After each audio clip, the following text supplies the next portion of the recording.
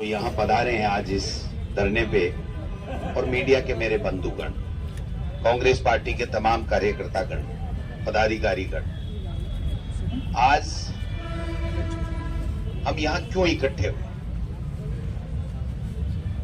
आप सोच के देखिए कि जिन लोगों को देश के लोगों ने सत्ता सौंपी थी, उन लोगों ने हमारे 148 सांसद देश के जो जनता से चुनकर के गए थे,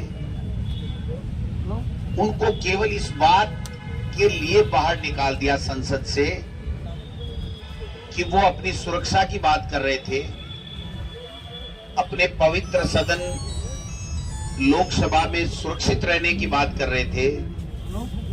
जो घटना हुई उस घटना के बारे में जानकारी प्राप्त करना चाहते थे और वो ये पूछना चाहते थे कि ये कैसे हुआ, आप इसके ऊपर क्या कार्रवाई करोगे और भविष्य में हमारा लोकसभा और राज्यसभा और सुरक्षित रह सके, इसके लिए सरकार का क्या विजन है, क्या उनका कहना है, इस बात को केवल पूछना चाह रहे हैं। लेकिन अब बहुत पहले से सुन रहे हैं कि देश में गुजरात मॉडल लागू होगा, देश में गुजरात मॉडल लागू होगा। गुजरात मॉडल में दो चीजें प्रमुख हैं, भाई को भाई से लड़ाओ, हिंदू मुस्लिम करो, देश पे राज करो। और दूसरा, अगर कोई बोलना चाहता है,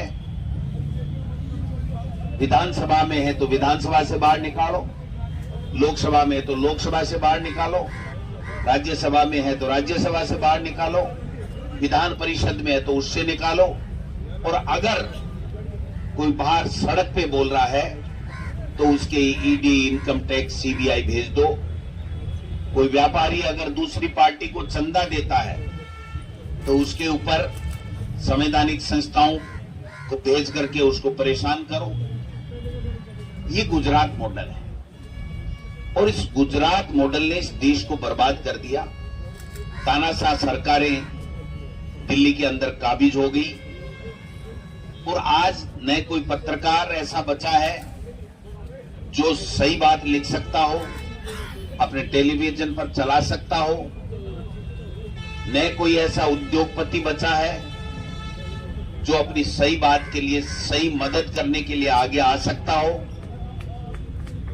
आज लोकसभा में अगर कोई हिम्मत करके हमारे इंडिया अलायंस के लोग, अगर प्रतिपक्ष के लोग बोल रहे हैं तो उनको सेकंडों में बाहर किया जा रहा है। जब लोकसभा अध्यक्ष और राज्यसभा के सभापति हमारे राजस्थान से बने थे तो हमें गर्व की अनुभूति हुई थी।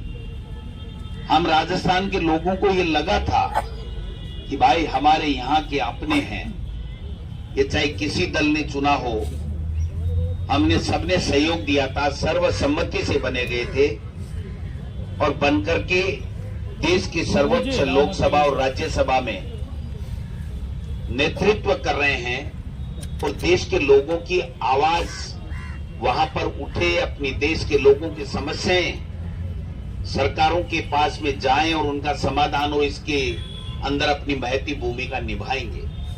लेकिन आज हमें बड़ी तकलीफ हो रही है, हमें दुख हो रहा है, शर्म से हमारा सर झुक रहा है कि आज राजस्थान के वो दोनों लाल जिनको हमने सराखों पे बैठा करके हमारी राजस्थान की विधानसभा में भी हमने सम्मान दिया था, दलगत राजनीति से ऊपर उठ करके, वो आज शर्मसार कर रहे हैं।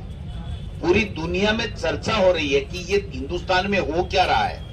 हिंदुस्तान का लोकतंत्र, प्रजातंत्र सबसे मजबूत माना जाता है पूरे विश्व में, और आज तमाशा बन के रह गया।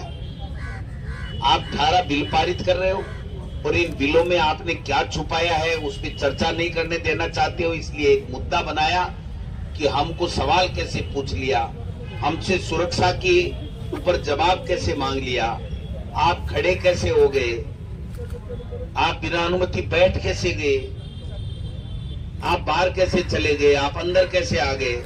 इन छोटे छोटे मुद्दों के 148 सांसदों को देश की सर्वोच्च लोकतंत्र की पवित्र मंदिर से बाहर निकालना, इससे बड़ी शर्म की बात कोई हो नहीं सकती। अगर अब भी हम नहीं चेते, अब भी अगर हम नहीं बोले, तो मैं दावे के साथ कह सकता हूं कि इनके जो इशारे दिखा रहे हैं वो ये है कि हिंदुस्तान में आने वाले समय में चुनाव नहीं होंगे। कोई जनप्रतिनिधि बनकर के लोकसभा, राज्यसभा में और विधानसभाओं में नहीं जा सकेगा। आज हर कोई भयग्रस्त है पूरी तरीके से। आप देखिए कि बाहर बैठे हुए भी इनको नहीं सुवा रहे हैं। बाहर बैठे हुए सड़क के ऊपर भी नहीं बैठ सकते आप। अरे भाई, आपको बाहर निकालना था, आप बुलाते, चर्चा करते, दलों से चर्चा करते, सर्वदलीय बैठक बुलाते, जो हमारी परंपरा रही है, उसमें बात करते कि आप क्या चाहते हो, क्या जवाब हम देंगे, और उसके बाद में अगर ये बिल पारित कराते तो वो कानून देश के सब लोगों को स्वीकार्य होता और सबको अच्छा लगता। आपने थोप दिया कानून। का भारत का नागरिक हूं, मेरी एक ड्यूटी बनती है कि हम सब साथ बैठ करके साथ कार्य योजना बनाएं, प्लान करें, और उसके बाद में, क्योंकि ये करना जरूरी है, विरोध प्रदर्शन ढंग से करना जरूरी है, क्योंकि यही मॉडल मोदी जी और अमित शाह जी राजस्थान में लागू कर रहे हैं। लागू करने की शुरुआत की जा चुकी है।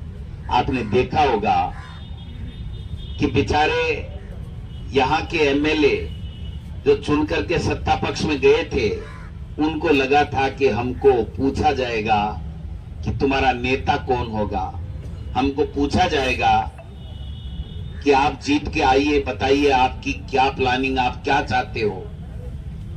उनको खाना खिलाया, हाजिरी रजिस्ट्री में हाजिरी कराई, और एक पर्ची आई, कईयों के चेहरे के हवाई उड़ी, और उसके बाद में यहां पर राजा घोषित हो गया। कोई बात नहीं, हमने शुभकामनाएं दी हैं, बधाई दी हैं कि आप जीते हो, आपकी पार्टी ने तय कर दिया।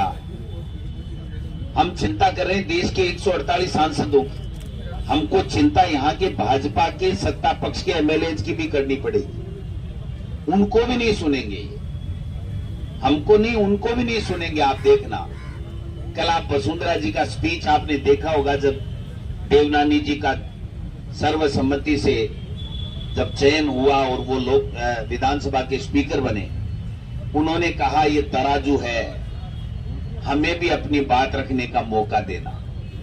और हमने देखा है पिछली विधानसभाओं में, इससे पहले वाली में 14वीं में, कि यही घनश्याम तिवारी जी जो आज बढ़ बढ़ के बोल रहे हैं ना, ये त्राईमाम करते थे। मेरे को 5 मिनट बोलने का मौका दे दो, मेरे को 5 मिनट बोलने का मौका दे दो। इनको मौका नहीं मिलता था, ये भी हमने देखा है। तो ये मॉडल यहां भी लागू होगा। इसलिए राजस्थान के तमाम लोगों को हमको जागरूक करना पड़ेगा, जनता को साथ लेना पड़ेगा, और ये लड़ाई लंबी चलेगी। ये लड़ाई लंबी इसलिए चलेगी कि हम जब तक सब साथ नहीं होंगे, तेरा मेरा नहीं छोड़ेंगे, तब तक ये लड़ाई लड़ नहीं पाएंगे। इसलिए मैं तो आप सबसे इतना ही आग्रह करूंगा कि जब भी आपको कॉल आए इंडिया अलायंस के तमाम लोगों को, किसी की तरफ से भी आए, वो कांग्रेस की तरफ से भी आ सकता है, वो मार्क्सवादी कम्युनिस्ट पार्टी की तरफ से भी आ सकता है, वो भारतीय कम्युनिस्ट पार्टी जो हमारी दूसरी है माले, उनकी तरफ से भी आ सकता है, दूसरे दलों की तरफ से भी आ सकता है। हम सबको ये नहीं देखना है कि ये कौन सी पार्टी ने कॉल किया, हम जाएं कि नहीं जाएं। हमको हर वक्त उनके साथ, हर व्यक्ति को कदम से कदम मिला करके, और इन लोगों का, इन अलोकतांत्रिक लोगों का विरोध करना है, इन तानाशाहों का विरोध करना है। और ये जो अघोषित आपातकाल लगा करके